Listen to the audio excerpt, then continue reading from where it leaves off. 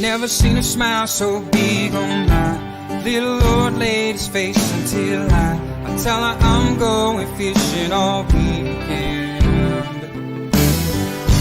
Pack up all of my bacon, I make plans for 7:45, and I swing around, pick up my date for the weekend.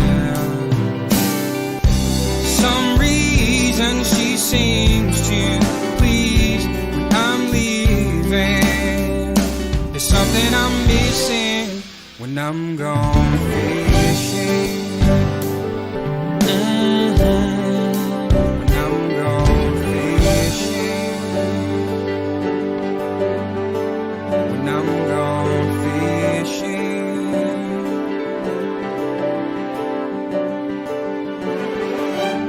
Yeah, baby. Yes, sir.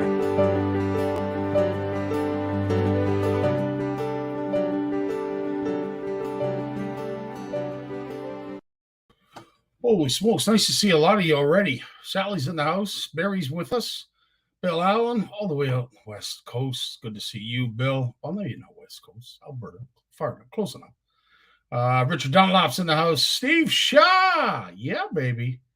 Boy, we had some fun on the weekend, eh, bud? Yeah, some good times. Good laughs.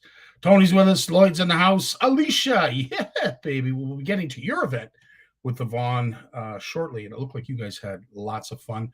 Trisha's with us. Cameron Tate, a salute to you, my friend. Looking forward to seeing you the next time on Cooking with Cameron and, of course, CFN. Looking forward to doing that. Kevin's in the house. How you doing, Tammy? Yeah, baby. Chris Moore, hello. Good to see you as well. Very few announcements because we got a lot to get to tonight. So first and foremost, good evening to everyone. Thoughts and prayers to our folks out in the East Coast who are dealing with the aftermath of Fiona. I think when you see some of the wind gusts that they clocked, unbelievable. 158, 170 kilometers an hour. And at that point, it's a tropical storm. This thing that's coming out of the Caribbean, they're forecasting winds well over 220 kilometers an hour. And that's supposed to be a category, I don't know, 2 or 3 by the time it hits Florida. But needless to say, there's a lot of folks still without power that can't watch this. But big shout out, and our thoughts go out to our East Coasters. CFN's thinking about you. And if you ever need anything, make sure you reach out to our community because we will help as best we can. But nice to see the government stepping up, the banks, all these folks that are generating money and have been generating money for a long time. I'm not going to go any further than that, but it's nice to see we're giving back to the communities that need it and deserve it. Eve's with us. Nice to see you, Eve. Gene, holy smokes, all the way from Pennsylvania. Gene, it's an honor to have you, my friend, longtime friend, Gene Gillette. Or Juliet, depending on how you say it. I've heard it pronounced several ways. So, Gene, I apologize if I'm pronouncing it wrong, but always love to see your stories, you out in the water. Nice, humble guy. Great to see him. Mike as well. Nice to see you. So, as I said, today's show is again dedicated to all you lady anglers as Ladies Night has returned to CFN. And a little bit of a hiatus, but always a pleasure to get Yvonne back here. And Yvonne will be on here soon discussing a number of things, including the event they had on Stokel Lake this past weekend. But let's first talk about all the ladies and gentlemen that joined us up at Camp McIntosh for the first annual OFC Nation retreat. For everybody that went up there, I would say it was a success. I know we had a lot of fun. Unfortunate, there was a couple small casualties, if you will, but needless to say, everybody got out of there safe. Everybody can laugh about it now. But the weather, I mean, we were dealing with the weather. Luckily, at Camp McIntosh, you don't really have to worry about that. You know how you always say east is least? Well, where that camp is positioned, an east wind actually does you a favor. One, it keeps it nice and calm, and an east wind doesn't really affect the fish. If anything, it maybe moves the fish to the inside of the inlet to the outer waters of Georgian Bay. Needless to say, there's all kinds. We're gonna get to the fish. We're gonna get to the fish because I need to tell the story. But firstly, thanks again to all of you who attend. Barry and Sally came all the way down from Timmins. Such an honor to have you guys at all of our CFN events, always spreading the CFN name, and constantly on your back road adventures as you are. You're constantly touring this country, coast to coast, CFNer to CFNer. Really appreciate your dedication, but it was nice to have all of you there. And thanks to everyone who attended, and especially those who stepped up last minute. We had a bit of an issue with people canceling last minute and didn't realize that they had booked and a whole bunch of other things. But you know what? Those who stepped up in the last minute, that's what truly I'm inspired by when it comes to this community is, coming to the aid of someone in need. And we needed bodies, and we managed to fill a good majority of them, not all of them, but a good majority of them. And that was amazing. And it's, as I said, it's what makes me so proud of the community. But I want to take it one step further and extend another thank you to Christine Laura. Mom had a stroke, so she was dealing with her on the weekend. I hope, Christine, your mom's doing just fine. I know a stroke can be a life-changing event, but to think of us and said, I know it's last minute, but I want to pay for my spots. And I want to make it so that folks can enjoy a trip away. And we filled one of the spots, but one of the spots remained because everybody wanted to pay. It was awesome. And it was just, what? At the end of the day, it's what makes an event great. Good people having a good time makes some fantastic memories, and that we will. So again, thanks to Christine for that generosity. Again, I have to thank all the sponsors. I mean, anybody that came up to the retreat, you walked away with a lot of stuff. And people like Ugly Boys Baits, who come to bat for CFN on a regular basis, North Shore Tackle, Meeks Lures, gave us a prize pack. Outdoor Flavors, again, we had all kinds of seasoning. The fish fry Saturday ate our last night. It had 3 of the flavors of outdoor flavors. Crew Chief with the $100 gift certificate for our largest fish, which we will get to. X-Zone, Rod Glove, River Reaper Fishing. Christina Kodola gave us a prize pack that we were able to give out some stuff that was left over. So, Christina, thanks to you. Accessible Angling. I'm sure I'm missing people, and if I am, I truly apologize. True North Baits was in there. We had some from, as I said, mentioned North Shore. Can't think of anything else offhand, but I know I'm missing somebody, but those were some folks that really came to bat. So thanks to all of you. And of course, I can't leave out Shimano. When you're handing a symmetry combo to winners and then another symmetry combo to another winner and then a Celis rod, we can't do that without Shimano. Just we can't. And so big shout out to Moose, who offered up some of his prizes, as well as Shimano, who gave us the prizes to give out. But on that note of Moose, I want to thank Moose for putting these together. And what a logo for all of us who got one up at the retreat. Like this Moose is such a graphic artiste, as they say. He came up with this design. Everybody got one of these to take away from them. So it's a commemorative shirt. We always like to do that for our retreats to make sure everyone has a commemorative shirt. But that design was killer. But Camp McIntosh was the place. So last but not least, big shout out, thank you, of course, to our hosts, Andre and Tracy. If you know them and know them after this weekend, you know how hospitable they are. They're forever rolling out the carpet. They enjoy you being there, but you having a good time is equally as important to them. And again, I can't say enough about the pair of them. Andre is he's got so much energy.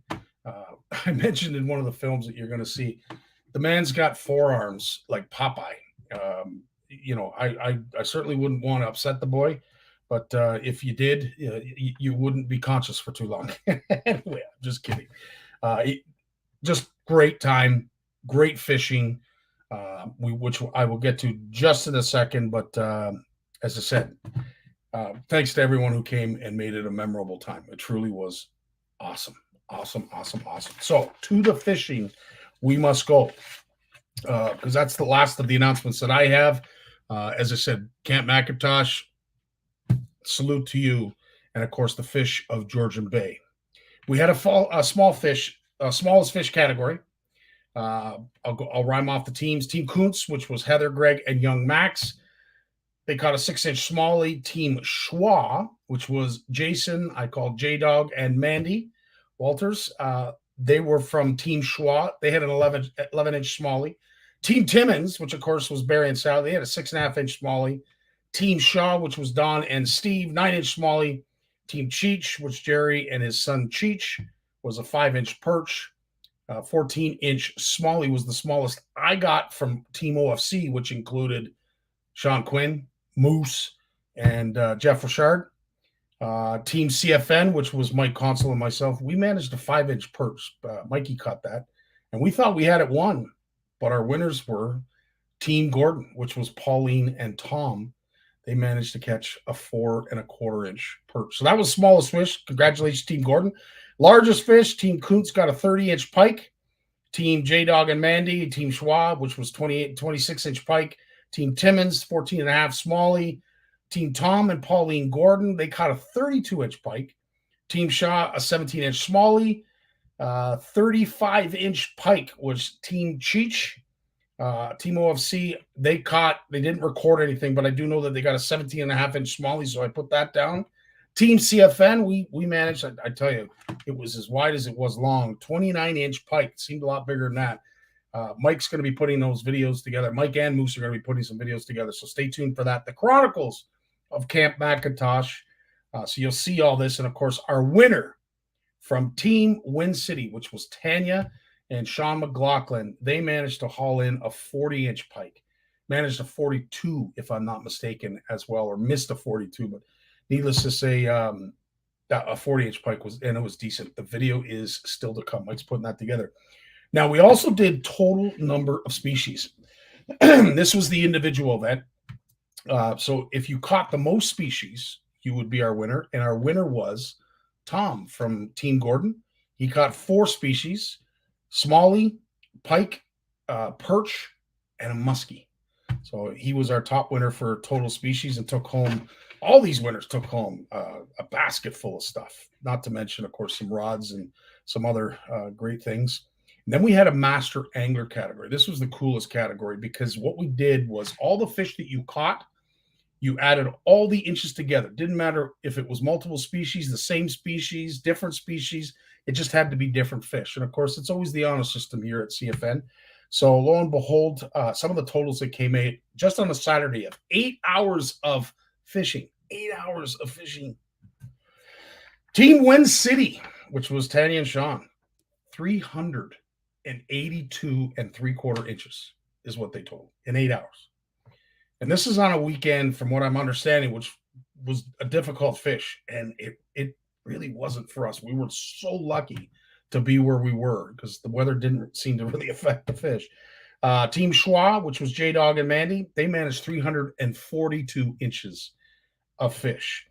Team Timmons, Barry and Sally, they go just to pump tires of CFN and Backroad Adventures and just make sure everybody's having a good time. But they still manage, and they shore fish for the majority of the time. They still manage 150 inches in fish. Team Gordon, they put up some big numbers, 323.5 inches. Team Shaw, 165 inches. Team Cheech, 251. Team OFC, I think they had everybody beat. I did hear a number of 258. I don't know if that's accurate. I have a feeling they caught more. We didn't really include ourselves. Obviously, we want to see our guests win. And Team CFN, here's the thing. We thought we had a good day. Mike and I, we started slow in the morning, but we managed to put a really good afternoon together. And I would say we had 6 hours of solid fishing where we caught some incredible fish. And we managed to put 220 inches together. We thought we had a good day, and there's others that are out there 382, 342, but our winners were Team Kuntz. Team Kuntz put together 466 and a half inches of fish. That's all I got to say about that. Unbelievable. So, as I said, we're going to be doing it again next year. I can friggin' guarantee you they're going to be opening that up soon. We're going to get the dates to you. We're going to have Horwood Lake Lodge, which will be, again, our 5th annual CFN retreat. And then this will be our 2nd OFC Nation retreat. And, of course, we're going to be doing one out west that Walter, I believe, just announced. So we have a Western retreat that is officially launched as well. So we got so many great things happening in CFN land, thanks to some great CFNers that are like-minded like myself and just want to see folks get out fishing, enjoy a good time, sit around a fire at the end of the night, shoot the breeze, as they say, and get to know one another and just have a great time. That's what it's all about. So to all of us, no, Tony, Moose was very well behaved. I have to admit, everybody was very well behaved. And as I said, thanks, Steve, for putting this up. If you are looking possibly to maybe book not the OFC Nation retreat, maybe you just want to book on your own, give them a call. And if you do, make sure you call them right away. Because if you're booking June or July, I almost think that that's booked solid. So this is a very popular place. If you go there to fish, based on the numbers you just heard, it's a heck of a fishery. You never know what you're going to catch. There are nothing but giants swimming around the Georgian Bay. So please don't hesitate. Reach out to Tracy. She will take your requests. She will do your best to put your bed in a butt, and you'll have a good time. Now, up next is, of course, our special guest host, Yvonne Brown, to tell us about their event on the weekend, not to mention, of course, a few other announcements. Before we do, this was one bait that I think everybody that did really well, because I know the jerk bait did well. But if you had a flash point, you were slaying the smallies. What is Flash Boost? Shimano designed innovative Flash Boost technology. It keeps flashing, which attracts fish whether in a pause or while retrieving. The mirror plate, which is fixed by a spring inside the body, vibrates with the lure action to generate diffuse reflection. Even if you stop the lure action, the inner plate will move and continue to flash, giving the lure a sense of life and inviting a fish bite. This is Flash Boost.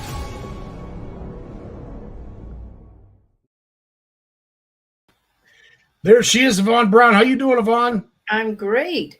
Long time no see. It has been. There was a little bit of a hiatus. I hope you enjoyed your time off, but we're so happy to have you back because, as I said, I could see some of the ladies from OWA that are in the audience listening, and they were probably, the majority of them were with you this weekend at your event on Stokel Lake.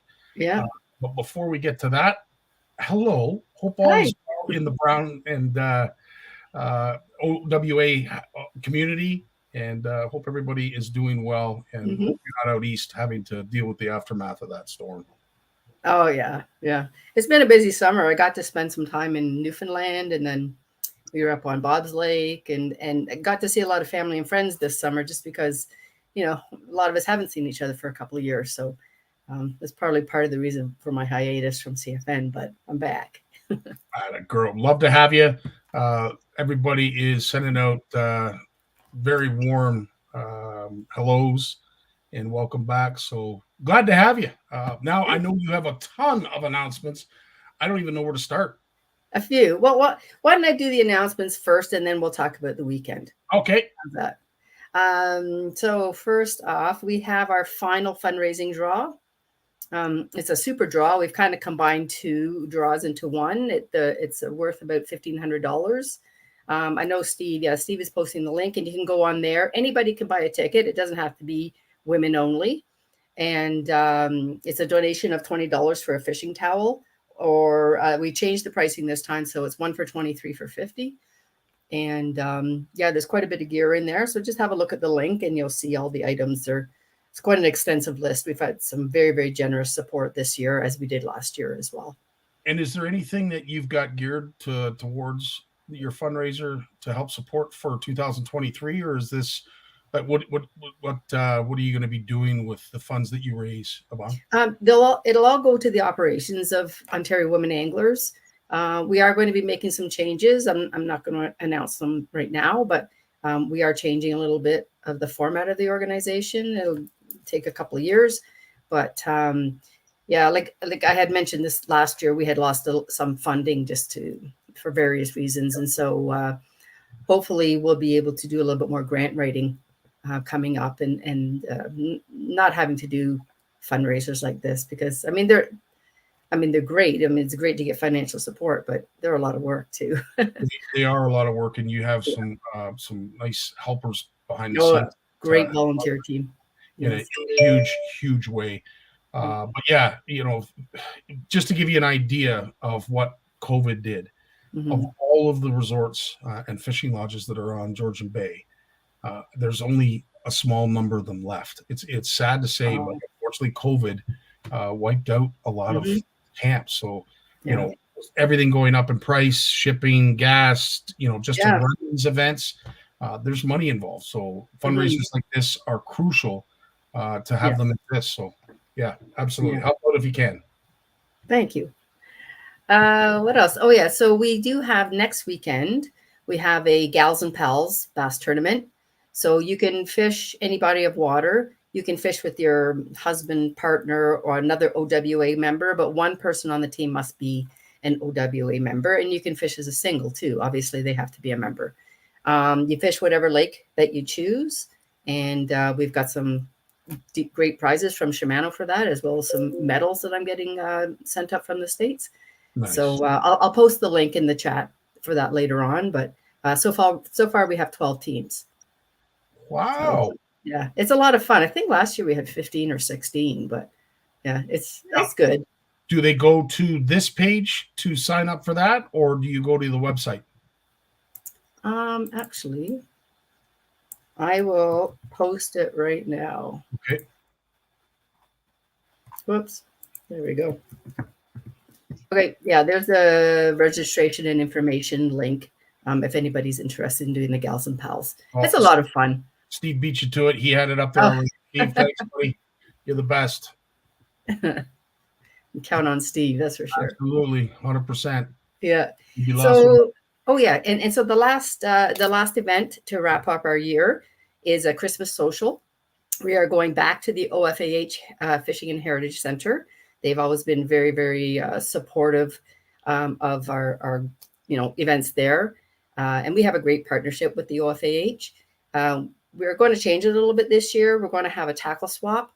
We'll have a limited number of tables available. And yeah, people can come and sell off their older gear or, whatever. It's a great place too, if you're just starting out and, you'll be able to pick up some secondhand stuff. Or I've got a whole bit of plastics down in my basement, brand new stuff I've not used and may never use. So that will be going on a table and out of the basement. Right on.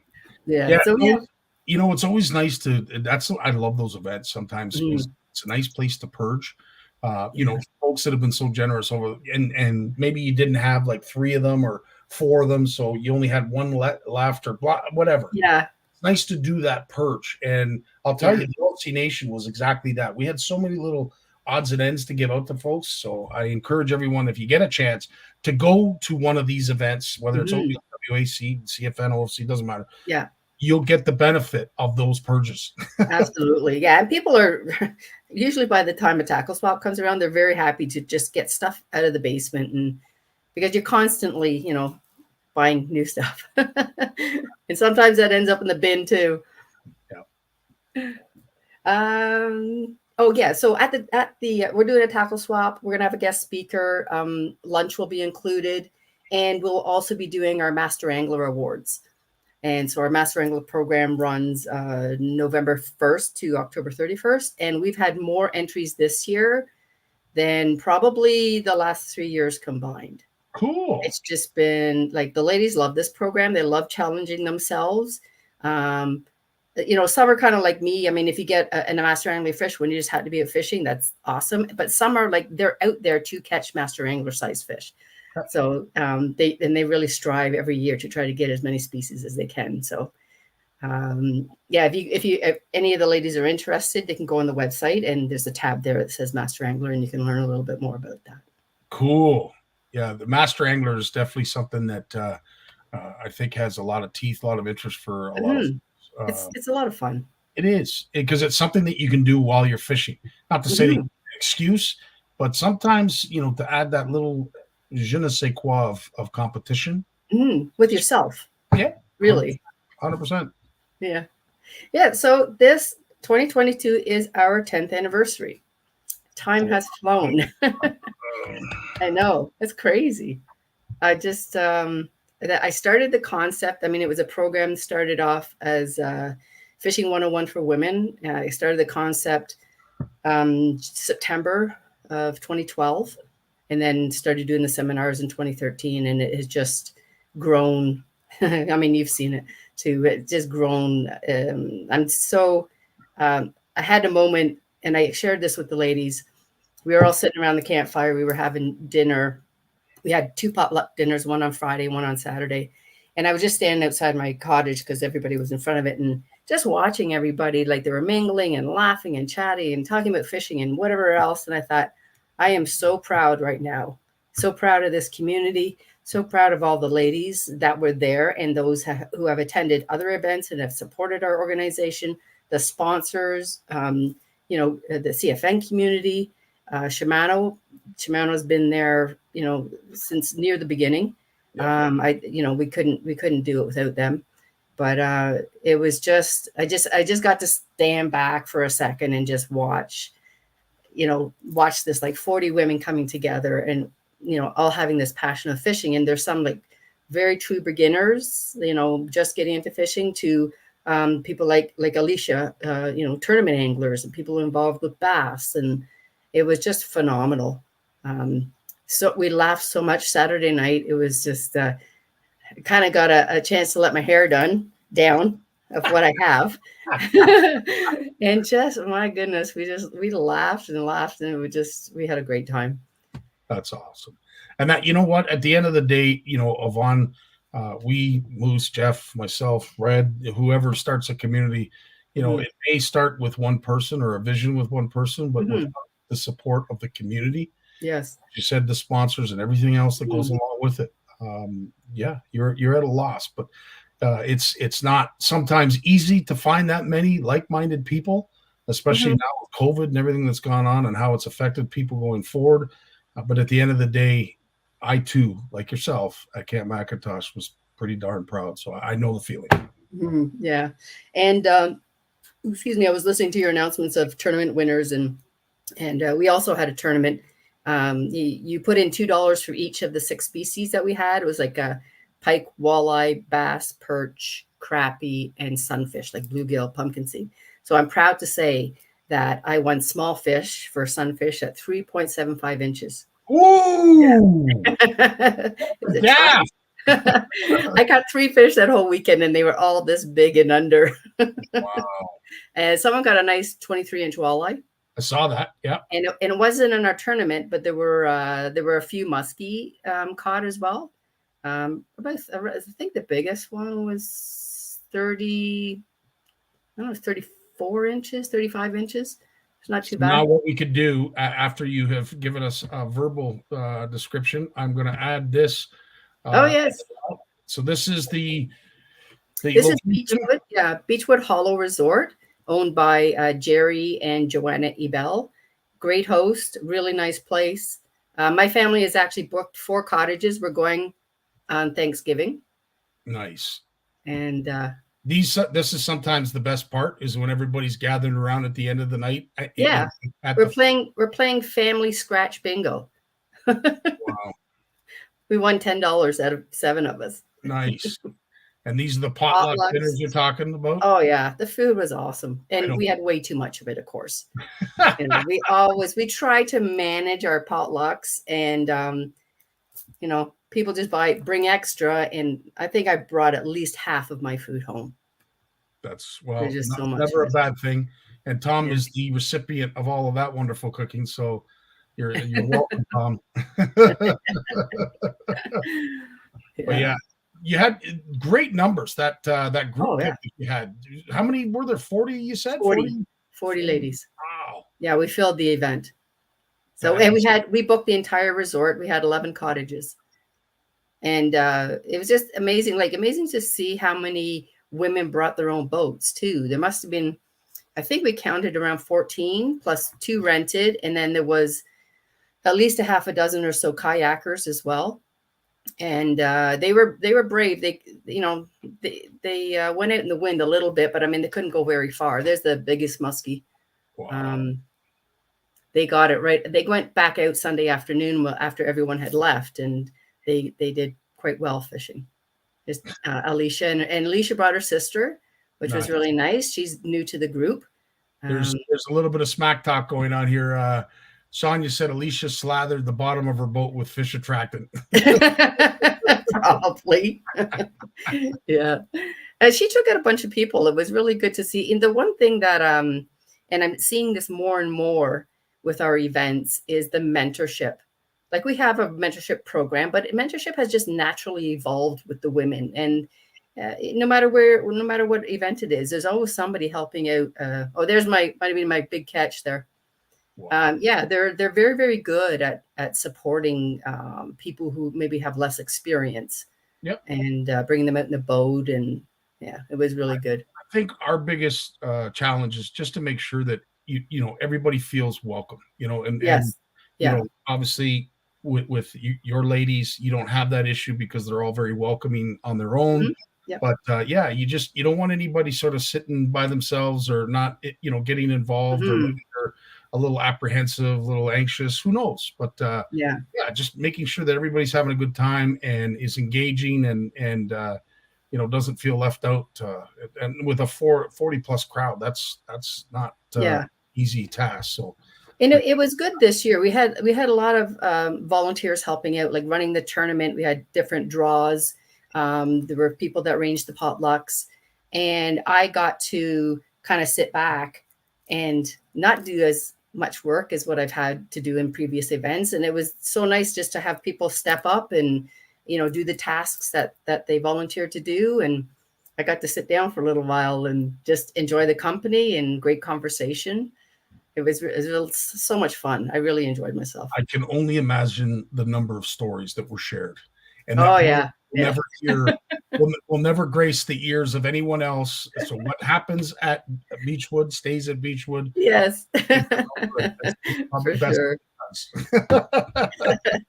Now, do you do this every year?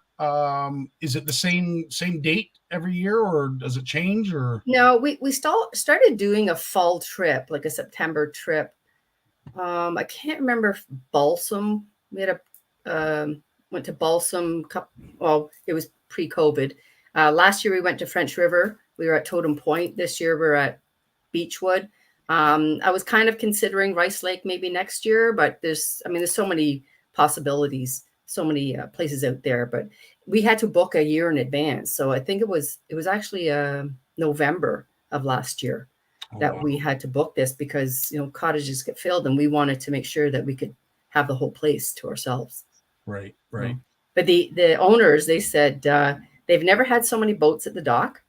And Jerry, he said, guys couldn't do this. He said they would just show up and go, okay, have at her, right? And we were all planned, and it wasn't structured by any means, but like just organizing, meals and a tournament and things like that. He says, yeah, the guys don't do that. We love to, as I said, we like to make it geared towards fun sometimes, and we tinker with it when it comes to our challenge. And if we do a fish off, we try to change it up. We have at Horwood. I liked what we did this past year, and I loved what we did up at Camp McIntosh with the total inches. You made an individual competition as well as a team competition, so that's definitely a format that we'll use again. But as I said, with Moose, with Jeff and Mike and myself, the four of us, it's hard not to put together some kind of fish off, some kind of competition, that it isn't exactly what you just described. have at her. Yeah. Those don't necessarily work very well either. Yeah. The ladies were great. As far as I know, there were no complaints. If there were, I didn't hear them. That's even better. Yeah. But yeah, they had a blast, and it was great to watch too. It really was. So Steve is saying, if you do a Rice Lake event, stop by and say hello. We have so many guys that say that, and I say, yeah, wig and skirt's fine. Put some stilettos on there too, and spend a day in the boat. Not unless I want to put a hole in the ground. Am I going to put one of those on? I'll tell you that. Yeah, no, that's awesome. It's great to see all the ladies get together, feel welcomed, feel appreciated, and feel like they belong. Because for a number of years, and that's the whole reason you started OWAs. Yes, women's events just didn't exist like they do now. So good on you. Yeah, 10 years in the making, 10 years in the building, and you've managed to put it all together. So good on you. Yes, thank you. Good. So next month I'll be back. I'll have a guest. I haven't decided or haven't contacted anybody yet, but I will have someone. Right on. Well, as I said, it's always a pleasure to have you back. We will go back through some of what you did share in terms of your announcements. If you are looking perhaps to get involved in anything that Ontario Women Anglers do, and I'm just looking for your website, there is your Facebook account. Yep. And of course, that is your webpage. And if you want to help out with the Gals and Pals, or you want to be involved in the Gals and Pals, there's the link that Steve has shared. Yep. And last but not least, of course, the fundraiser. And for whatever reason, I am having a hard time finding that. Where is that? This is a great idea. If you love what OWA does, like I do, and you want to help out in a huge way, these fundraising, these events, they drive everything home. And I don't see it. I apologize. That's okay. I'm looking back and forth and I can't see it in the comments, but I think Steve's going to post it. Oh, there it is. There it is right there. Thanks, Steve. On point. So that is the fundraiser. If you want tickets, it's easy to get involved. Some great prizes to be had. So make sure you help a great organization that's doing some fantastic things in OWA. Thanks, Scotty. Any last words before we leave you, Yvonne? No. I hope everybody has a good fall. I know a lot of muskie anglers are getting out there. Smallies are starting to put the feed bag on, and it's a great time. The weekend was good. Like I said, a little bit blowy and cold. Saturday was awesome, beautiful. We had sunny weather, and it was really nice. And it's such a nice time of year to be out on the water and just get some fishing in before the colder weather comes. It's a sad thing, right? Because I know. days are getting shorter, the nights are getting colder. I mean, it's great. I love the fall. It's my favorite time of year, but not me. It is the prelude to winter and the end of summer. So depending on where you are on the spectrum, you're either excited or you're like Yvonne and I, and you're going to miss the summer. Yeah, and I spring is my favorite color. I love, or season rather. I just love seeing everything come to life, and you're right. And I do love my summers. I just don't like the heat because I have a winter coat I can never take off. So it's slightly not all the time, but needless to say, spring is definitely up there. But fall, it's a sporting time of season too, because football starts, hockey starts, and of course the fishing. You're getting your last, master angler fish in for it freezes over, and it's the hard water season. Yeah. And I'm looking forward to that too. Amen. There's benefits to all of it. Yvonne, thanks so much for joining us as you have. We missed you, and we're glad to have you back, and we look forward to seeing you again.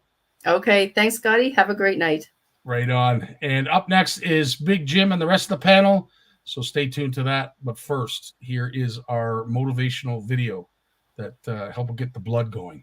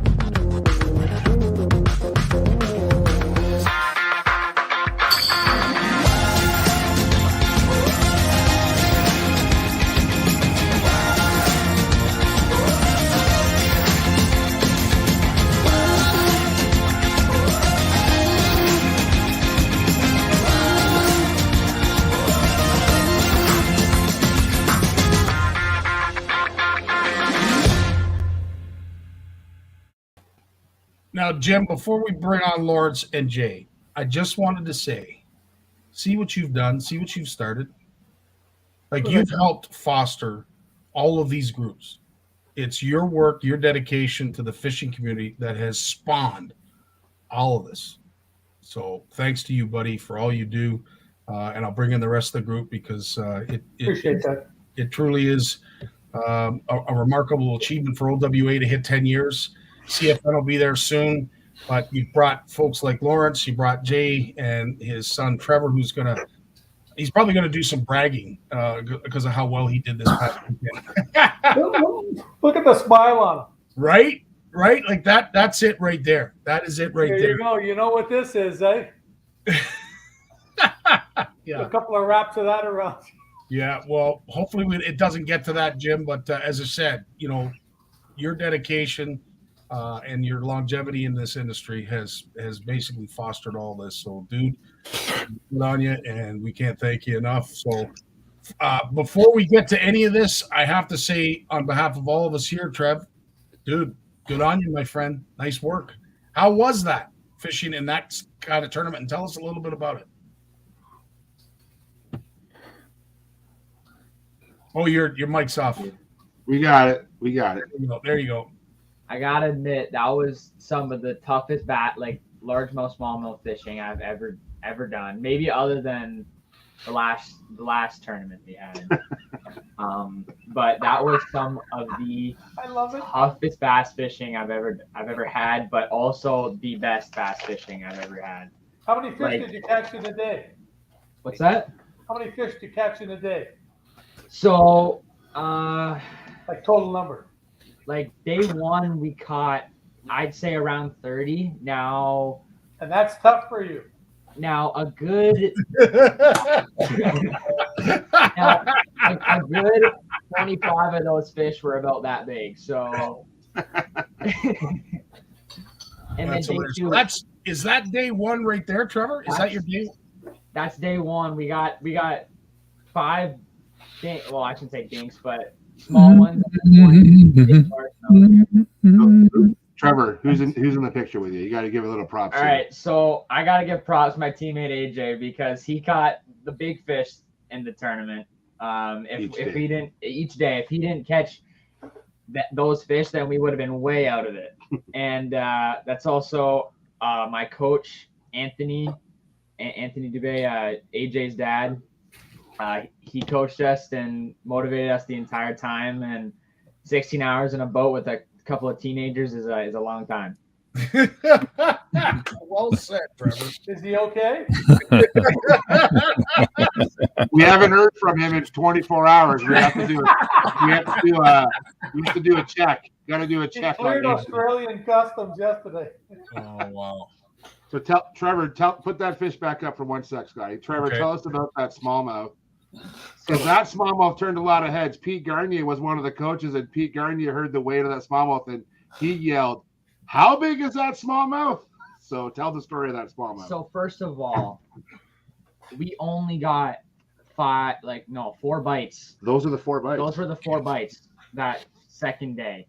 That's how much the bite changed in less than 24 hours. Oof. We got 4 fish, and it was I caught my biggest bass the tournament that day, and then AJ caught his biggest smallmouth he's ever caught, which was just shy of 6.5 pounds, I think. It was a monster. Yeah.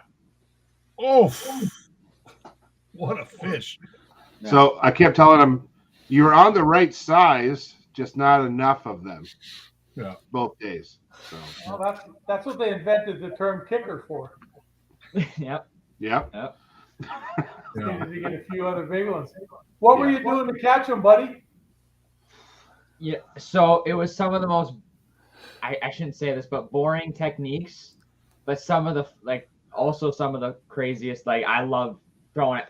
I threw a swim jig, which is literally my favorite largemouth bait I think ever. I caught all my better largemouth on a swim jig, and then my teammate AJ caught his 2 giants on a drop shot and not even moving it, just holding on the bottom, watching them come on the graph, and then just smashing it. Cool. That is cool. And you started by catching 2 and 3 pound smallies, and then now you see them this size, like 6.5 pounds. Holy smokes! Well, we've talked about this, many times before. When I weighed that big fish up in the Classic in Aurelia, it wasn't 6 pounds; it was like 587 or 585 or something. Yeah. Everybody freaked. They wanted to get their picture taken with it. They'd never seen one that big. Incredible. Now it means nothing. Yeah. No, 100%.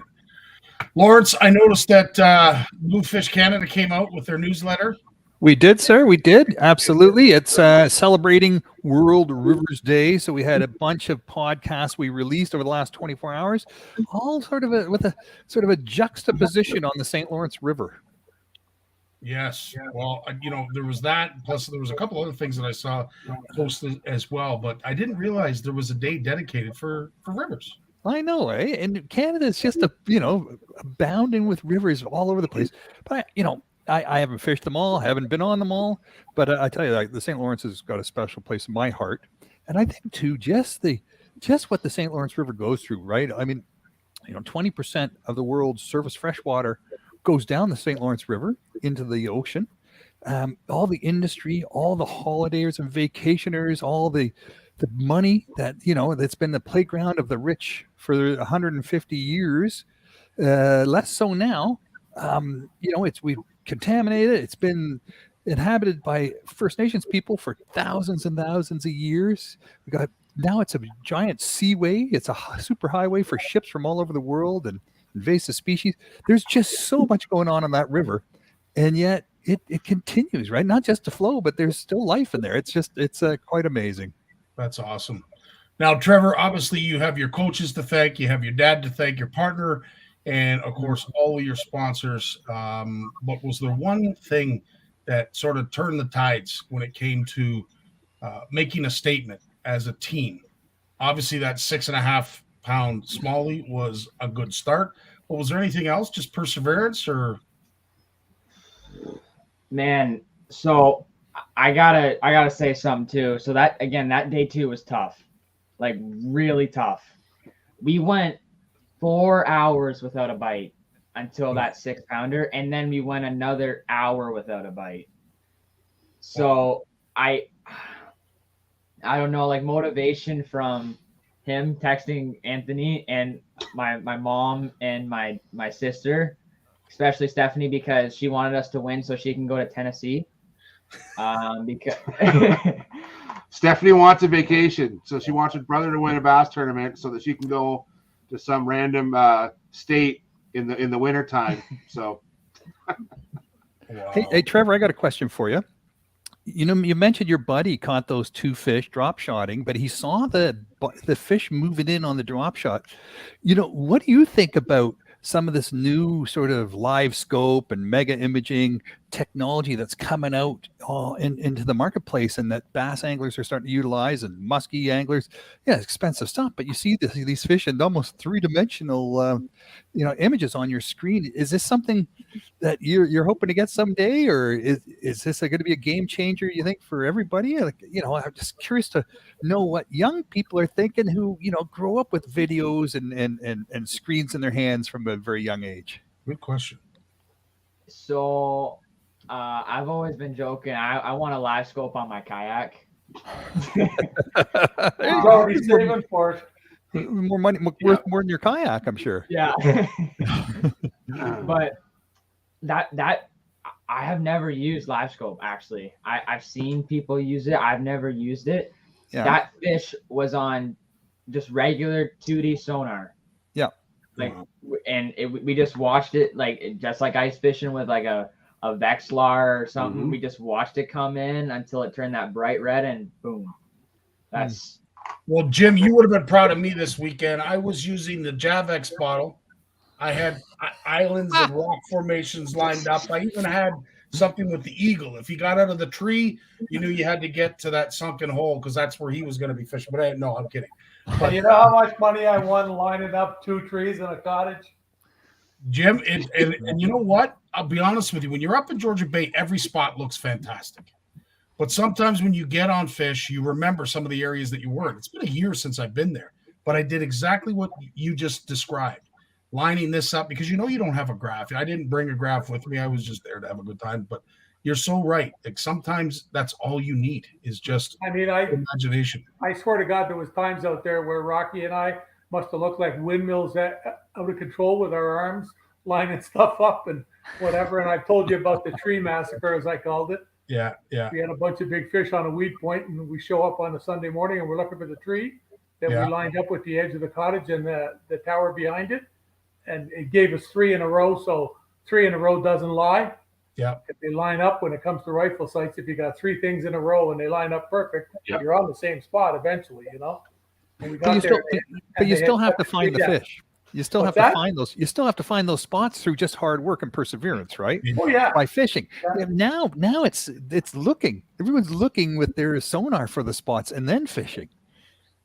But I'll tell you, to your point, Lawrence, it's awesome to see young lads like Trevor.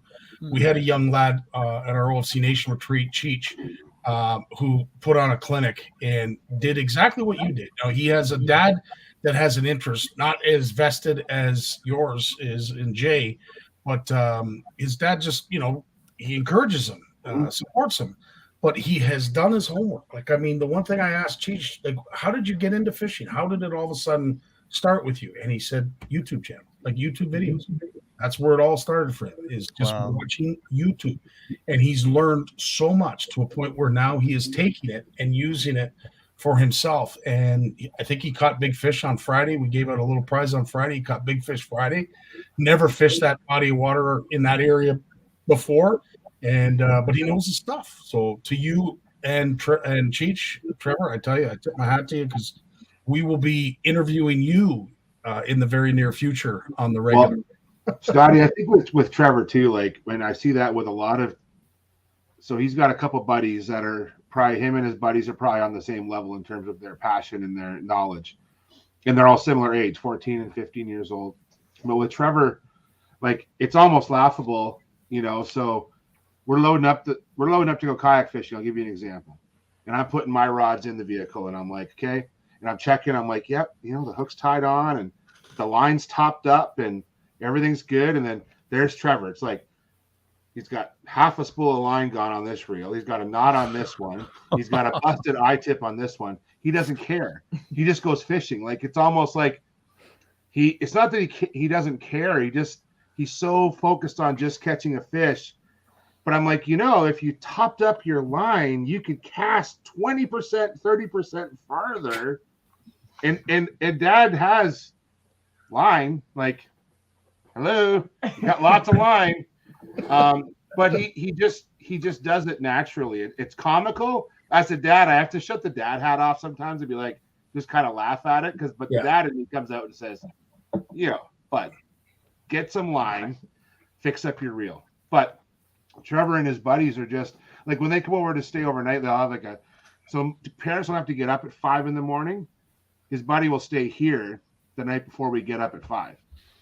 And a lot of nights I'm spending here spooling up reels, because teenage boys don't care how much line is on their reel. As long as there's still line to tie a lure to catch a fish on, they don't care, right? Mm-hmm. So that's what's kind of funny about some of these kids. I think kind of come across it naturally. And they just love fishing so much that they don't sweat the details. And I probably sweat the details too much, some days. Like, I get too focused on things, and whereas he just goes out and just casts his arm off. And there's days where, he'll outfish me and vice versa. But I overthink, he underthinks, and we kind of meet in the middle somewhere. It's but really maybe that has something to do with all the YouTube videos. Maybe there's not a lot of YouTube videos on all that housekeeping stuff, right? It's all about catching fish and excitement. If you could see our YouTube history, you would like, what if you didn't know us, Lawrence? You just went on our YouTube history, you'd be like, do they watch anything else? Everything is fishing videos. But one thing that's funny about Trevor and I too is that I watch YouTube to learn. He watches videos where it's like, like big giant bass challenge, giant brown trout caught. Like he's watching like fantasy videos. It's like he's clickbait, right? He's that was my point. That's my point, Jason. We're all trained to by by professional anglers, tournament anglers, to prepare. You got to get, respool, retie everything the night before. Everything's got to be perfect because you might lose that big fish at the check, right? Yeah. And that's, no one's going to make a YouTube video. No one's going to watch YouTube videos where it's all this housekeeping, all this drudgery, all this, boring sort of preparation, where if people want to be, it's, you go on there to get excited, to get stimulated. It's so Trevor's a victim of this hyperactive YouTube sort of output. Now he'll learn. You'll lose a big fish someday, Trevor, because your line will snap at that knot, and then you'll think, oh my god, what did I do? Just lost a big check. I've done that before. Oh, he loses fish because of bad knots. It happens. I'm like, I'll see him lose a fish and I'll yell across, did you retie the knot like Dad told you? And then he's like, no. Like, when'd you tie that knot? Last week sometime. And he's probably fished every day with that rod. Like that he just goes fishing. That's just what he does. As Scotty would tell you, all you really need is this. That's it, baby. Tokyo or bust. You notice there's only one in the pack? Yeah. So Jim, I have a confession to make. I will air this confession to CFN, and Trevor doesn't even know this yet. So I was in Belleville or Trenton on the weekend for the tournament, and I went to High Falls Outfitters. Wonderful shop. I love going to shops when I'm in the area, and that's a 4-hour drive for me to Belleville. So I want to go check out their shop, and I have ordered from them online before. And I'm sitting there, Jimmy, and I had to buy some drop shot weights for the boys because they were texting me their orders, right? And what did I buy? Tokyo rigs, and they're going to be. He doesn't even know. Look at the face. They're going to be in play this weekend because we got some largemouth scores to settle. So, yeah. They definitely have their advantages now. As Jim, hopefully we'll be getting together soon to do a video on that. So it'll give you a little bit more eye candy to look at, Trevor. But the Tokyo rig, Jim, you could talk about it with vegetation starting to drop off and die. That presentation. Like the nice thing about it is if I got one here, I do. Hang on. But yeah, with the vegetation, as I'm sure Trevor, you saw this weekend, and anybody else who's been out fishing, it's starting to fall away. It's not as vibrant. It's not up to the surface anymore. But the beautiful part about that, though, Scotty, is that so you have a huge bay of vegetation, right? This is something that I was thinking about today, and while I'm thinking about it, I come across a Wired to Fish video, and they explained it like perfectly what I was thinking about. So let me explain. You have a huge bay of vegetation that has fish in it all summer long, all different types of vegetation. Once water temperature starts getting into the 60s, it starts to decay. We all know that, right? So this time of year, we're going to start to see the vegetation die off, but there's always that area of green weed, right? So, and it will not only will it attract fish, it will also concentrate fish. So if you go from a huge wheat flat of coontail that works its way down from an area the size of my yard to an area the size of my house, okay, that is actually some of the best fishing you're going to have because all those fish from that bay are now concentrated around that one patch. And a good buddy of ours on the weekend told me a story about that in Belleville, where a few years ago, he's from the Trenton area, Curtis Cronkite, shout out. He's actually the youth director for the OBN. And he told me this story years ago out of Belleville. There was a slop mat that blew into a bay. And for 2 days, they smashed fish off this slop mat. Big, like all sizes, 2, 3, 4 pounders. The wind changed, the slop mat disappeared, and the fish disappeared. But he said all around that slop mat, you couldn't catch anything. But if you threw in that slop mat, and the slop mat, he said, was probably the size of like 2 vans, and you just pounded them. But then but you couldn't, the weeds around that slop mat were thin and kind of spindly. There was nothing. They all caught them right in that slop mat. And this is what happens in the fall is the habitat shrinks, the fish will concentrate. And that window is small because we're in fall now. And as the temperatures continue to drop, they'll concentrate, but then eventually they're like, enough of this, and they'll disperse for winter. And we're going to start getting into that soon. Oh, it's absolutely. It's really funny out the back here. I don't know whether you can see that. See the weed on it? Yeah. Yeah. See how green all that weed is? I must have a dozen pictures on my phone. That really nice picture that we got last week here. There was one here that just shows it so clear, and it's just an incredible photo that was taken underwater. Oh, look at that coontail. Oh, it's so good. And it's just all over it. It was green. That was the weekend before Scotty came down and went out, with Beautiful. me.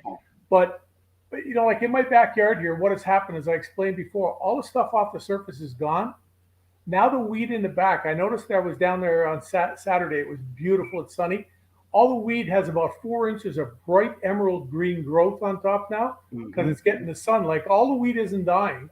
If it's still getting sun, it's still going because the water is still warm. I bet you the water in my backyard. One of the fish I caught last night when I was holding it was hot. Yeah. Yep. Like when you feel it. But these little things are so versatile, and you see the linders. Like man, I talked about them at the Sportsman Show. That's how impressed I am with them, and they're so simple because when they go along the bottom, those sinkers are dragging on the bottom, and you can put a swim bait on here. You can put a crawl on. I got that little dart hog I like so much. Yeah. But you can put a swim bait on this, and you can just reel it along the bottom, and this does not hang up like a jig head. Yeah. It just seems to. It just rocks look at it and go, we can't get you. Yeah. I've never lost one of these rigs. Now, mind you, all fairness, most of the time I'm fishing in weeds with them. The only ones I've lost are the ones where you go to set the hook and you realize, it's already gone. Yeah. Shooting through and it's gone. But it's so versatile the way that just comes along the bottom, and the bait's up here. If you have a swim bait, it works perfect, and that just does not hang up on the bottom. And I see I've got 2 weights on there too. What's nice about using 2 is you got the heavy one on the bottom, so when it goes into the weed, it cuts through. But I use the little one on top with a couple of little beads in there. You can hear it shaking like a rattle. See little beads in there, metal beads. But that little one on top here, when you take it back out of the weeds, it just makes the weeds just go around it because they don't have to go up against that flat side of the sinker. Very cool. And I'm telling people if you can use it like a crankbait, you can drop it in weed pockets, just like you would a Texas rig or a jig. It's a super versatile rig, and man, I've just been catching fish with it. Like it's a fish or eating jigs. Yeah. What rod are you fishing that on, Jim? What the length and the action? I got it on a GCX, a Loomis, and it's an 853C. It's 7'1". It's got an extra fast action, but I got this rig pretty light. I had this rig for fishing like sparser stuff, and maybe throwing the objects and stuff. Otherwise, I would have it on my gator whipper, as I call it, the 711 Loomis. Yep. Because it doesn't make a difference what happens with that. It comes out. You can have it in 10 feet of milfoil, or you can, like I've swung 6-pounders in the boat with it. Dr. Jim here is just assigned homework to Trevor for the weekend. So I got the Tokyo rig for him. He's got to go try it now. I already know 3 things I'm about to do with that rig. So thanks, Jim. All right. Well, share them with Jim. All right, Jim. So false mollies on Erie. All right. Something I love to do on a swim jig head is just rolling it on the bottom like I'm about to fall asleep, like rolling it slow, and just put on a Tokyo rig just so it's off the bottom a little bit, because the smallies start looking up in the fall. Now, I guess it's only up that much, but then it's still moving. You still get the swim bait action. So I think the important thing is it keeps it out of all the slop and gumminess and crap on the bottom. The algae. The algae. So remember I was out with you, Scotty, there, I mentioned to you about the algae on the rattle bait? Because a lot of times in like 18, 20 feet of water, I'll fish a rattle bait and let it go to the bottom, rip it up, let it go down, rip it up, let it go down. And it's tremendously effective late in the fall when fish get into deeper spots. And the algae was just so heavy this year. Like every time you threw the rattle bait in so far, it will dissipate as the water gets down to 45 or something like that. It does die off, but the Tokyo rig just slides right across that. So what are your other two? What are your other 2 options? Well, it's easy. You got a creature bait and personally, my favorite like flipping bait is a chigger craw. Okay. that I'm for sure throwing. That's like the first thing I'm going to tie on with Koki River. I've got a lot of fish with those. Yes, Yeah. you have. Yes, you have. To both Jim, Trevor, and Jay, I want to share this. Rob McKenzie, his comment. My boy Zach is 15, and all he knows is fishing. And we go up to the Key River, and it's all new to us. And no fish finders. It's just the old school method. It'll be awesome to get up there with him, so you guys can see how he just puts everything into fishing stuff. You guys are awesome. I didn't know where you go, blah blah blah. The Macintosh, but anyway, I love seeing the young lads just fish and go off. That's great. And likewise. Like, I'll say, like, that's great, Zach. And I think about Trevor and his. Sure, he's got his Lamborghini kayak in the driveway, and he's got Humminbird Helix with side scan on it. But he's also the first guy to go pick up a cheap fly rod from Crappy Tire and go catch a carp out of the creek. Like, he doesn't, he has toys, but he doesn't use all the toys. He just wants to bend a rod, right? So some of it's laughable to me, but I shouldn't, because he's just out enjoying the hobby the way he wants to enjoy it, which is kind of nice as a dad, because you teach and show him all the things you can for fishing in the outdoors, and now he's taking whatever I've shared with him and he's doing it his own way now, which is really cool, right? So I think that's what makes kayak fishing for us kind of fun, is that he's literally in a separate boat from Dad. Yeah, Dad's doing his thing and he's doing his thing, and some days his thing doesn't work out, some days my thing doesn't work out, but he's doing it on his own way without Dad chirping over the shoulder at him, which I think all of us can relate to that at some point in our life, right? Amen. Lawrence, you got us celebrating Rivers Day. There was a whole bunch of other news events. I got some news here. You want me to share a few? By all means, man. So I picked out a few highlights. You can get it all there on bluefishcanada.ca. The news there with all of it. But here's a couple things I thought, just sort of going across Canada. Oh, Lululemon. He just donated $100,000. Hang on. Yeah, $100 million. That guy that makes those spandex pants, he donated $100 million to help sort of conservation efforts on Vancouver Island. Right? Wow. That's pretty cool. I mean, $100 million. $100 million. Yeah. So last time we were talking about the founder of Patagonia giving away his company, right? Giving away the Patagonia company to two trusts that will pay out all the profits that Patagonia company makes now. We will decide which nonprofits, which environmental charities get that money. It won't be going to the Patagonia family anymore. That's in the States. And we've got our own little Patagonia guy right here, the Lululemon guy, $100 million, man. That's putting his mouth, that's fantastic, right? That's wow. We already got $5 billion in the bank. I don't know if the Lululemon sold that many spandex pants, but it makes us think about, so if we're going to spend our money, where are we going to spend it? One thing that a company that I like a lot is AFCO. AFCO does a ton of work in the U.S., giving out grants and helping the fisheries. Now, I will say that AFCO is very hard to buy here. They don't distribute here. They don't sell here. So when I do travel down south, I really like their stuff. I buy their stuff when I go to trade shows and like the Classic or other. They're big into the apparel now. They wear a lot of like boating kind of trolling gear. They were like their apparel and now their apparel is up there with other companies now. It's great. They're the Lululemon of anglers in the States now, I think, right? Tight shirts, tight pants. I have no idea. Listen, I don't know about any of you guys, but I'm just glad that story ended the way it did, because when you started with Lululemon, I was just about to hit end broadcast. Hey, how much it was not a fabric failure. It was not a fabric failure. You want to see me in Lululemon? No, I said, how much to see me in a pair? Oh, yeah.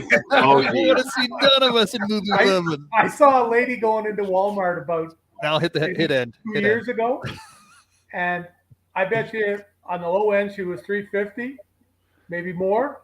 The high end $400 plus. Okay. And she had yellow Lululemons on. But she's saving the salmon, Jim. Oh, come on. I said to Tammy, I said, like, how do you get something that big? And she says, well, they stretch a lot. And I said, yeah, but So back to fishing. Back to Yeah. fishing before we get yanked off the air here. Thanks, Lawrence. Thanks for that. Extel River. There was a landslide on a very important tributary of the Skeena River. So this is not the first landslide, right? We had the Big Bar landslide on the Fraser River 4 years ago. Then we had another landslide further up the coast. This is another landslide.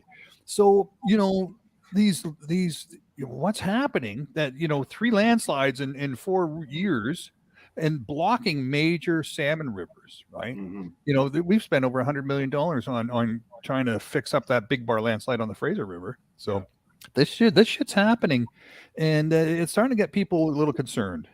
Yeah. Huh? Well, especially with the weather events too, like that big typhoon that just came up and drenched all of the province of BC, most of Alberta, and of course Alaska. The wind events plus the rain, that's just tearing up and eroding more of the landscape and making a problem that's bad even worse. It's bonkers. Here we are, nature's killing fish, and then on the other side of Canada, on Dobson Lake, you just had 1,500 liters of rotten pesticide dumped into Dobson Lake to kill the smallmouth bass. Right, so smallmouth bass are an invasive species in Nova Scotia. They're eating up the brook trout, which are also, let's face it, an invasive species, but they were put there intentionally. That's not a native fish of Nova Scotia either. But people love their trout, less so the smallmouth bass. But someone loves those smallmouth bass because they seem to be proliferating everywhere in New Brunswick and Nova Scotia. And 1,500 liters of rotten will kill everything in that lake, and then they'll just. Yeah, it was on the news. The videos were shared on all the social media platforms. Yeah. That is an evolving story, but I don't know who. Do we know exactly who was there doing it? And MNR. The MNR. Okay. Yeah, and at the same time, you have the Atlantic Salmon Federation trying to kill the smallmouth bass in Miramichi Lake, but for the 3rd year in a row, they've been stymied. Right. Last year it was First Nations. This year it was cottagers suing the Atlantic Salmon Federation, and now the First Nations community has stepped back in again and trying to put a stop to it again. So, trying to rid the Miramichi Lake, which is at the upper end of the Miramichi River, right, that feeds into the Miramichi River, where the Atlantic salmon go up and spawn, but the smallies are in there. So that's it's just you see this happening out on the West Coast a fair bit. You see lakes where you have invasive different types of trout, steelhead, where they have cutthroat and they want to eliminate the steelhead, or even lake trout. You see this happening. They'll drain a reservoir. They'll poison everything in it. It's much more common on the West Coast. But on the East Coast, boy, it really makes the news, eh? Like you would think you're killing your mother-in-law. Well, I think I can probably speak for most is everybody wants to see which fish wins. Right, because it's a hotly contested issue out there. Which is going to reign supreme, and which species of fish are going to fall. I myself, I'm on the bandwagon that wants to see them all survive, because a better variety of fish makes a fishery that much better for the angler. So I don't want to see anybody get rid of anything. To be quite honest, when you see those smallmouths buying Traegers and getting them on the shore beside the lake, you'll know that they're planning to be eating lots of salmon, the nice little ones. True enough. A friend of mine he's on Lake Ainsley there, right near the Cancel Causeway on the Cape Breton Island, and it was a beautiful brook trout lake and perch lake. They live together quite nicely, and he said the smallmouth in there, and he said the trout fishing is just almost gone away. Awesome. Well, with all this talk about Tokyo rigs and Lululemon, I remember a rave I went to back in the. No, I'm kidding. But it brings. Are you in the mosh pit? I'm not talking anymore about that. You know what? You have to come to an event, Jim, to find out the rest. No, I'm kidding. No. He wasn't a mosh pit. He had a whistle and some glow sticks, is what Scotty had. What a pussy. Not that there's anything wrong with that. But anyway, with all this talk, it brings me to our last topic that I wanted to talk about is nighttime fishing. And the do's and don'ts of nighttime fishing. Obviously, Lululemon, it's a hot topic. Steve has shared a link with us. So if you are interested in buying some Lululemon to help the cause that's going on our West Coast, by all means, this is exactly what Jay talked about. Support those who are supporting our fisheries.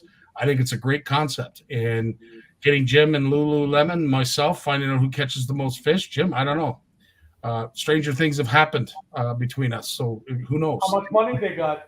Not the $300 that I just sent. No, I'm kidding. Okay. Let's go back to night fishing. Scotty, I'm going to give you my best tip for night fishing. Not even glow. The number one thing an angler needs for night fishing, and this is the most important tool, and it's not a rod, it's not a reel, it's not a lure, it's not a net. It's a good headlamp. You got to buy a good headlamp, a good waterproof headlamp, a good bright one. You can fish hands free. You don't have to worry about where your phone is and your light. I use headlamps for work all the time, early mornings, getting the boat ready in the parking lot at the hotel. Anytime you're working in low light, you need a good headlamp, and they last forever. Like, and 3 AAA batteries for a good LED lamp will last literally for, I don't know, for months, even probably years if you don't use it much. So a really, really, really good headlamp is so important for night fishing, and then everything else is the same, to be honest. Yep. Well, it is the same, and I can tell you, like, as someone who has no sight or light perception anymore, there's an adjustment period to learn how to do things without looking in the dark. You can't just sort of close your eyes or just say, hey, I'm going to try fishing at night because Lawrence does it. He fishes in the dark. I should be able to too. You just don't make the flip a switch. It's not that easy. I was doing a 24-hour fish-a-thon here and on the Ottawa River to see how many species we could catch. And we were turning over. I had my buddy driving my boat, myself, my dog, and then we had brought in a guest every 4 hours for 24 hours. Wow. And so we went after different species, muskie, pike, walleye, and all that. But when it started getting dark, I was just amazed how the 2 other guys in my boat were floundering as it started getting dark. And I realized, and these guys really need light. They really can't function without light. And you got to be safe. So don't think you can just get away with it. I agree, Jace. You got to have light. Otherwise, you're not going to be safe. And you got lots of hooks around. You're on a boat. There's things that can happen. And you need to be safe. No problem in a lawn chair. Yeah. Just a good hook removal. I can land that lure within a foot of where it usually lands. So usually I bomb it as far as I can. Now, Jim, you've been talking about, obviously, with the days getting a little shorter. Of course, it's getting darker a lot earlier. You're noticing even from the chair how different your body of water is and how it reacts to that low light and how the fish become active. Yeah, it's like that here all the time, and I it's not really that busy of a spot that I would say it's one of those things where the boat traffic dies down and the fish all go time to come out. It's not like that. It's just especially at this time of the year, there's just something to it. And see, now I know where there's, like, out in front of the lawn chair, there's 2 areas of green weed off to the right. There's one straight ahead. I could just barely reach it on a long cast. And there's a big one off to the left, right in front of the dock. And I'll put 90% of my cast there because it's full of green weed. And as soon as it starts to get dark, boom, boom, boom. I'll just cast a couple of casts there, bomb a couple, the 2 patches to the right, and I'll just cycle around it. And sure enough, you'll get 3 or 4 fish. Yeah. It's just the way it works. They come out of those weeds at night. They get out into more open water around it. Now, I'm sure I could have probably thrown a jig into it and probably caught some of them just like you would do in the daytime. Yeah. But, man, there is something when that street light comes on, even in the summertime, the number of fish I catch on a frog or something right at the end of the night. It gets dark. It makes a huge difference. Like, I know people say, well, you got to go fishing early in the morning or late at night to catch fish. And I always tell them, well, when are tournaments? They're in between early in the morning and late at night. Yeah. And look at all the fish that come out. Once you learn how to catch fish, you can catch them any time of the day. But in certain areas like this, because of the way they live and what they do, the way they operate, their MO or whatever you want to call it, it's just, I got 3 on 5 casts the other night off one of the patches of weed. There you go, making sense again, Jim. Scotty, it's interesting. If we live here, we're getting hot summers up here in Canada, right? And sometimes it's you're out in the boat and you think, oh my God, it's hot. You just want to jump in. But down in the south, in Texas, and those places in the summer, you can imagine how hot it gets down there. They fish at night a lot. They have tournaments at night. Everything's flipped upside down. They go out at night, they fish all night, they do the weigh in the morning, and they go home. And that's I'm not saying everyone does it, but it happens quite a bit. So because it's just damn cooler. It's just cooler, and it's bearable. That's true, and I mean, no disrespect by this at all, but our brothers and sisters to the south, they do some crazy things. You see what they do with the Asian carp, those tournaments that go on with the football gear and the nets and all that. They do that noodling for catfish, which, if anybody has ever seen a canoe paddle bitten by a snapping turtle, will understand the craziness of sticking your hand in a hole that you can't see. So they do extreme fishing down in the States. There's no doubt about it. I'm glad that stuff doesn't happen up here, because we'd hear a lot of bad stories, I think, if it did. But speaking to that, there's a lot that a lot of animals that come alive at night that they have to be cautious of. So they're taking that into consideration as well. Again, night fishing is something that I truly enjoy. Trevor, it's something that you have probably grown to enjoy yourself. But from a young person's perspective, what is one thing that you can advise other young folk to bring with them when it comes to night fishing? And don't say your girlfriend. I wish. I'm joking. I think, especially night fishing. Now, this is more towards salmon and trout, because that's usually when night fishing, that's usually what we do. But I guess and bass too. Top waters for bass at night. That's so much fun. Yeah, that's so much fun. Nothing beats There was one time last year in the fall, in October, we were what was it? 2 weeks. It was Thanksgiving weekend last year, a Thursday night of Thanksgiving, and it was a warm stretch of weather. I think it was 20 degrees at 7 o'clock at night, and it was getting dark at 7. And we were throwing frogs and catching fish that were pushing 4 pounds. Top waters for bass are always good at night. Well, I shouldn't say always, but Trevor, do you see a lot of YouTube videos, Trevor, on how to fish at night? Because in my experience, fishing in the dark, you change the technique, because fish, especially bass hunt with their eyes. And as soon as it's pitch black and there's no moon or no street light, they really stop hunting. And they don't start hunting again until there's a tiny glimmer of light again. But if you switch up your technique, you can get those fish to bite, like things that make a noise on the surface. Is there a lot of information being shared on YouTube about that? Or do you change your technique for night fishing? Something I've started to do, especially around here, is throw the big top waters. When it gets really dark out, Berkeley makes a bait, the Chopo.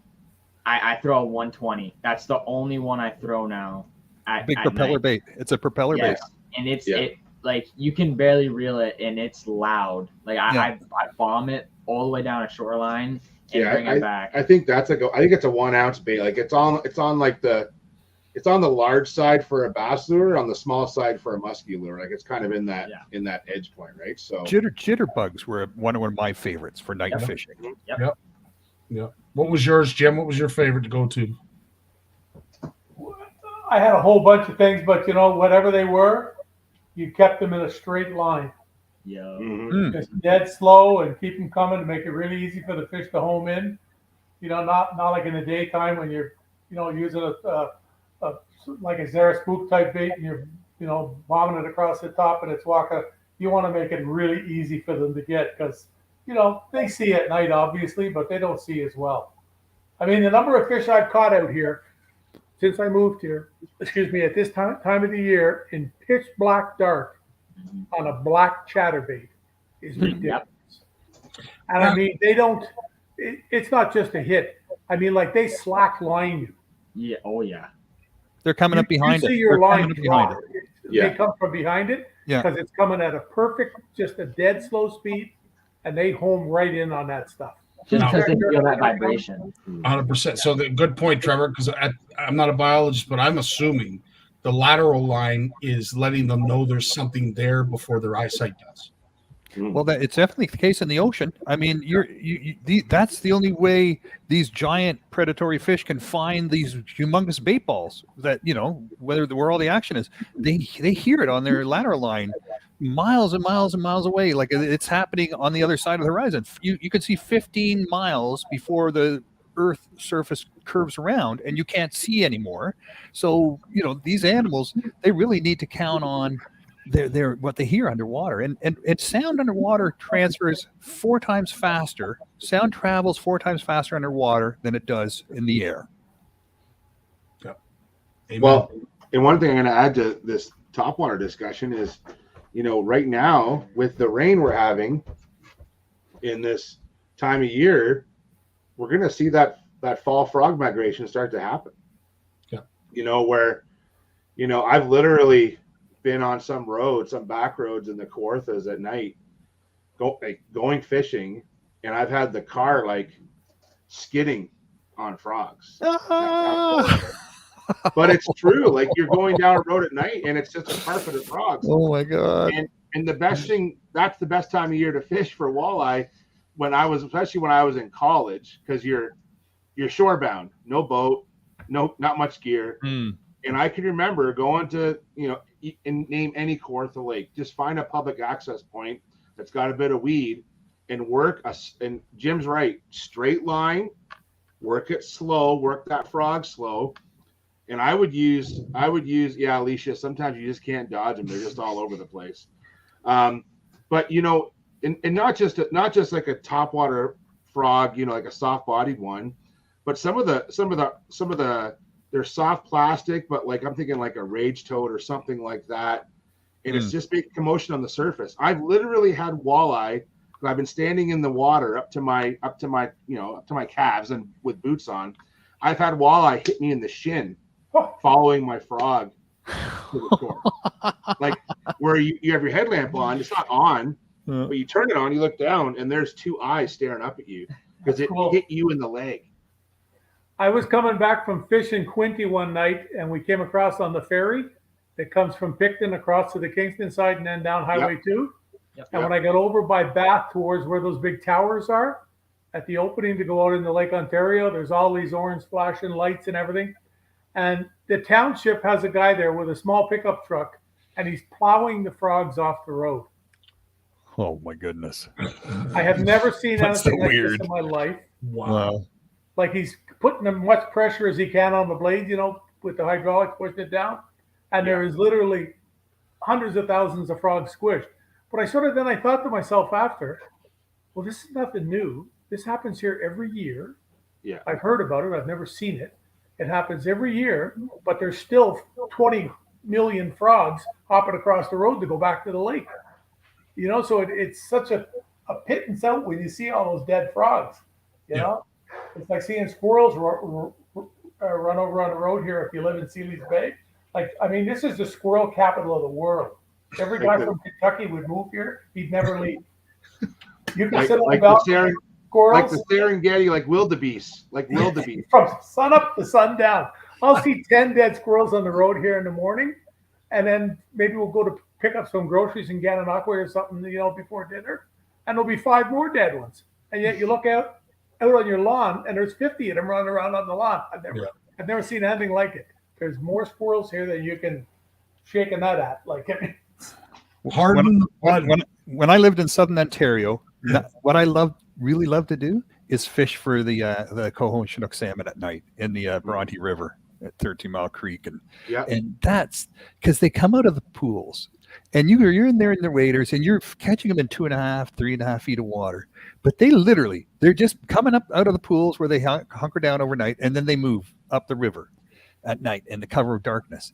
And they're literally swimming between your legs. Like, boom, you feel their tail whack the inside of your calves as they go through your legs, right? You're just standing in their way and going, oh my God, and you get them on in these shallow waters. It's so exciting.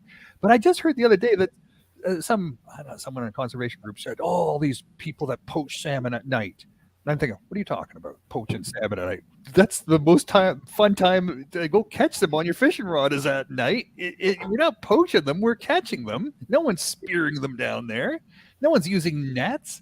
but it's got this reputation somehow. But I will add to that, though. I've actually talked to local conservation officers around here, and this is really interesting. And I never realized this was such an issue, but on some nights, and it can be Lake Ontario or Lake Erie or Lake Huron tributaries, where if the conditions are right and the fish are actively moving through that area, and sometimes on the smaller creeks like Bronte, there's a very finite space where the fish can move through. It's not a big river. The big thing is snagging, but it's unintentional. They gasp. They suck it in. I mean, I'm not. Yeah, I know. This is directly from the local conservation officer. Yeah. He has witnessed it. They come in such densities when they're moving at night that basically casting a spoon through that area, there's guys who are anglers are. He told me one night that you for every one you legally hook, you probably snag 9. So he has to go patrol because he's getting complaints for people. And he goes to me, they're not intentionally snagging. They're just chucking a glow spoon through an area, and there's so many fish at the right time that it's getting snagged. I believe it. I absolutely believe it. And I also believe that even when you catch them in the mouth, it's quite often they're just swimming. The line gets caught in their mouth is open, and then the line passes through their mouth, and the hook pops in and hooks them, or right in the outside of the edge of the mouth somehow. Or, some people say they just snap at it just because it's in their way. They're just nice story, Lawrence. What's that? That's my story. Like your story. But honest officer, the line was in the fish's mouth. Yeah, Hook stuck in his head. Yeah. But Steve's comment about the Ganny rings true. Like, we hate seeing these places close down. But, I lived and fished up in the Ganaraska area, those Lake Ontario trips for a decade. And I've witnessed the circus at the Ganaraska at night. I've gone down, thrown spoons, and I've had people hit me with lures and, tangled lines. And oh my God, I've been through it. I won't go through it again. But yeah, the town of Port Hope, they had to shut it down for night fishing because of the chaos that goes on down there. And I feel for the anglers that do it right, but I really believe the municipality, they were really left with no choice. It was just a complete circus down there. But look, when they're in there during the day, when the salmon are in the pools, and where the pools are. Everyone knows where the pools are, and you're drifting baits through there. It's almost like catching fish in a barrel, right? So, which is fair for the fish? Which is more ethical? Which is more responsible? I don't know. I think maybe you see the fish. They get underneath bridges, so they have the benefit of street lights, so they see the fish moving. But for sure, when the fish are moving, to me, it's just more exciting. It's just way more exciting. No, can't say I argue that, but I'm glad Ed brought this up about the migration of certain animals. The shad flies. You want to talk about chaos? You go down to the western end of Lake Erie. Port Clinton is one town that comes to mind where literally the snowplow has to come out to remove them off the streets. Yeah, nuts. Anyway, gentlemen, as always, I can't thank you all enough for joining us each and every Monday. Lawrence, Jay, Trevor, keep up the great work, my friend. Can't wait to see you in your Tokyo Rig results. Jim, we will be in touch. Hopefully we get together before the snow flies. And to our entire community, thanks so much for joining us. Thanks for your support. And thanks for being here. Be safe, everybody. Yeah. See you guys later. Bye, everyone. Take care. So on that note, I will leave this in the hands, in the most stable hands of our good buddy Dave Mercer to take us away. Love you all. Hope you guys have a great week. Hope you're out getting fishing on those short days. And we'll talk to you again next Monday. Take care. All the best.